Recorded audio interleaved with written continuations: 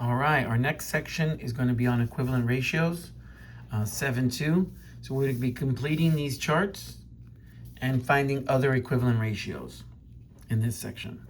So if the ratio in this one is 16:48, okay, and we have to keep on creating equivalent ratios.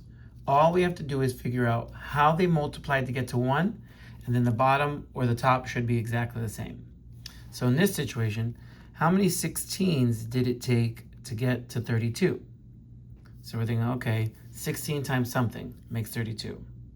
So some of you figured it out. We multiplied by 2, right? 16, I'll check it over here. 16 times 2 is going to be 12 times 1 is 2 plus 1 is 3, 32. So yeah, I multiplied by 2. So if I multiply the top by 2, I also have to multiply the bottom by 2. So we're going to multiply 48 by 2. So 48 times 2, that's going to make 16. That's going to make it 8 plus 1, 96. So this has to be 96. So now we have to figure out, how does 48 become 144?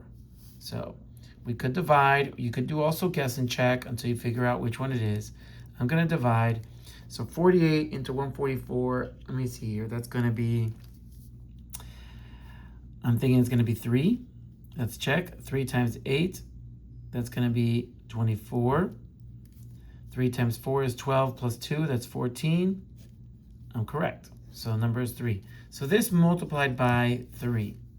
So what am I going to do to the 16 to figure out what's on top? I'm going to multiply it by 3. So 16 multiplied by 3 is going to give me, 6 times 3 is 18. That's going to give me 3 plus 1, that's 4. So this is going to be 48. And we're done. All right. So now we figured out how to complete the entire chart using equivalent ratios. So here, we're going to have equivalent ratios as well, but they gave us the ratio over here, and we have to figure out this way. So if we have to multiply to go in that direction, what do you think we have to do to go in that direction? We're going to have to be dividing. So we could go this way first, like we did on the top, or we could go this way first. Now this one for me is the easiest because I know how they got 6.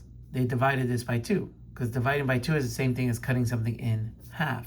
So I know that they divided this by 2. So if they divide this by 2, I'm also going to divide this by 2. So dividing 18 by 2 is literally cutting it in half, so that's going to make it 9. So now we're done. Now I have to figure out this spot. So I'm going to use the top. How does an 18 become a 6 using only division? So 18 or 6 times something makes 18. Or 18 divided by 6 will give us what number they divided by. So we're going to divide by 6. That's going to make us 3. So I now know that they divided by 3 to get from here to here. So what do I do from here? I also divide by 3. 12 divided by 3 is going to give us 4. So I know that this final answer here is 4. All right. So now we're completing equivalent ratios. We're just going to decide on which ones they are. We're going to work on 5 and 6 for the next 5 minutes. It's on page 412. So now we're going to complete this ratio. There's no figuring out. We just get to go to do the pattern. So we're going to multiply by, I'm going to do 4 times 2. That'll give us 8. Then 4 times 3 will give us 12. 4 times 4 will give us 16. And then 4 times 1, 4 times 2, 4 times 3. Oh, I should have written 12 here, sorry. 12, and then, no, 4 times 2, 4 times 3, 4 times 4, and 4 times 5. I was right the whole time. Never doubt yourself, Casseres. Okay, so now we're going to do the bottom. So 5 times 2 will give us 10. 5 times 3 will give us 15. 5 times 4 will give us 20. And 5 times 5 will give us 25. Pretty simple fill in. You could have jumped a little bit more if you wanted. You could have been like times 10, times 20, times 30, times 40, but we're gonna keep it simple. So here, now we're dividing. Now there's a couple different things you could have divided by to fill out this, okay? I see that they're both even, so personally I'm gonna cut them both in half, like we did in the other one. So that's gonna be 20, and that's gonna be 14. What do I notice again? That they're both even. So if they're both even, I'm allowed to cut them in half. So that's gonna be 10, and that's gonna be 7.